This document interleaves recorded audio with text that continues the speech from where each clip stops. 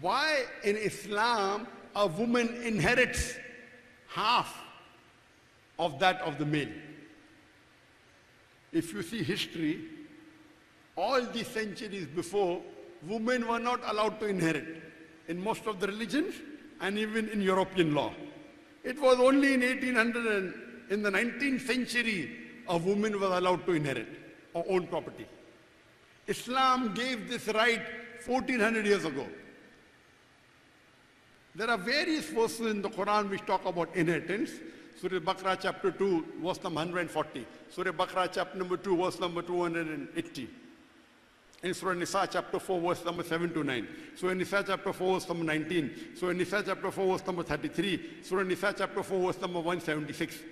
And Surah Ma'idah chapter 5, verse number 106 to 108. There are various verses Quran talks about inheritance. But the major verses of where it comes to division of inheritance is Surah Nisa chapter 4, verse number 11 and 12. Allah says in Surah Nisa chapter 4, verse number 11 and 12, that as for the inheritance of your children, the male gets a share twice the female. If only females, if two or more, they share in 2/3. If only one female, she gets half. And the verse continues.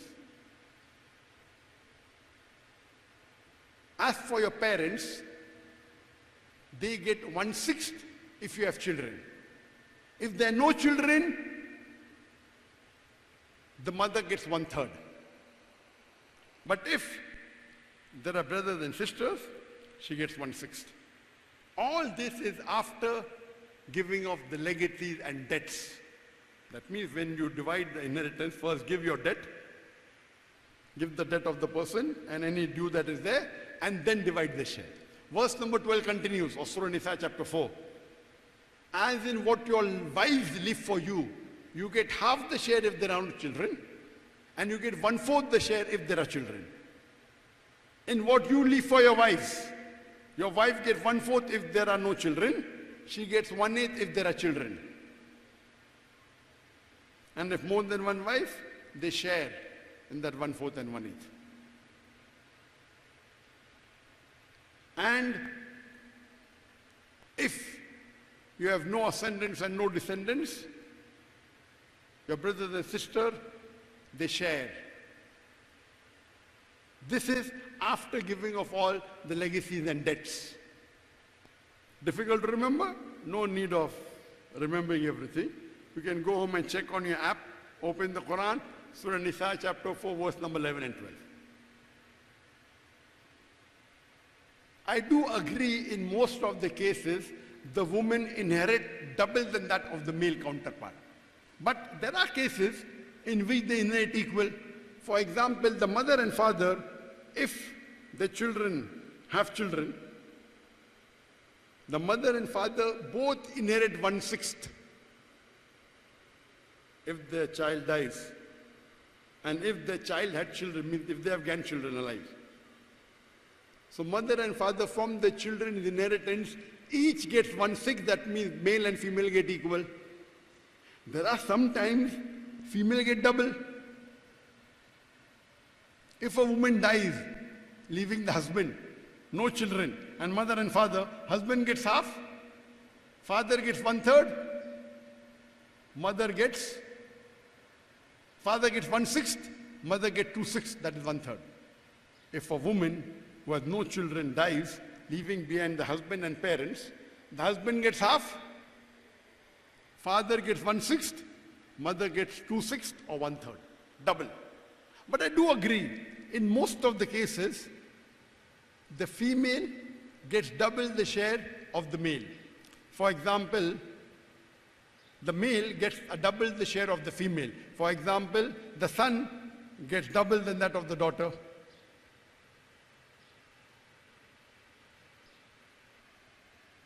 And the wife and the husband get double the share of the wife. If there are no children, husband gets half, wife gets 1/4. If there are children, husband gets 1/4, wife gets 1/8. In most of the cases, it is double. What is the logical reason that Islam gives double inheritance to the male as compared to the female? The reason is, as I mentioned earlier, in Islam, man is the bread earner. All the financial responsibility is laid on the shoulders of the man. The woman is free from financial obligations. Before a woman is married, it's the duty of the father and the brother to look after lodging, boarding, clothing, and all financial aspects. And after she's married, it's the duty of the husband and the son to look after lodging, boarding, clothing, all financial aspects. A woman need not work for her living.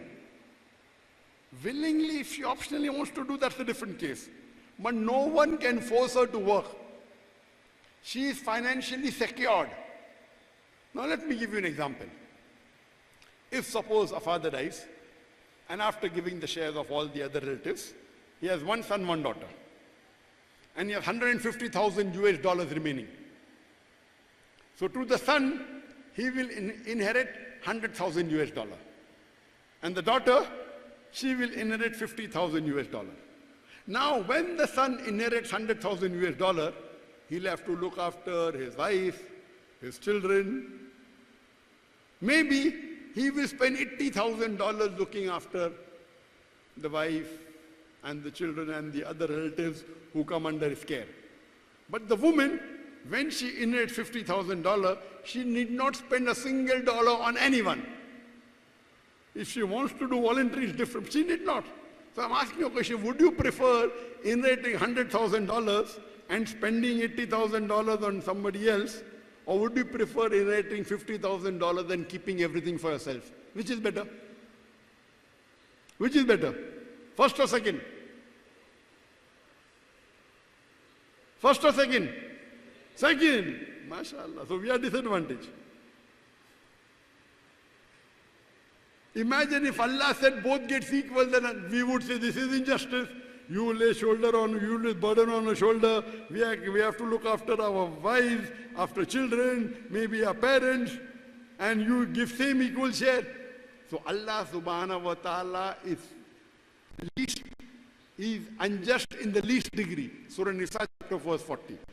So that's the reason in Islam, because Allah is just and the financial burden is not laid on the shoulder of the woman inherit half of that of the male counterpart, but yet financially they are more secured.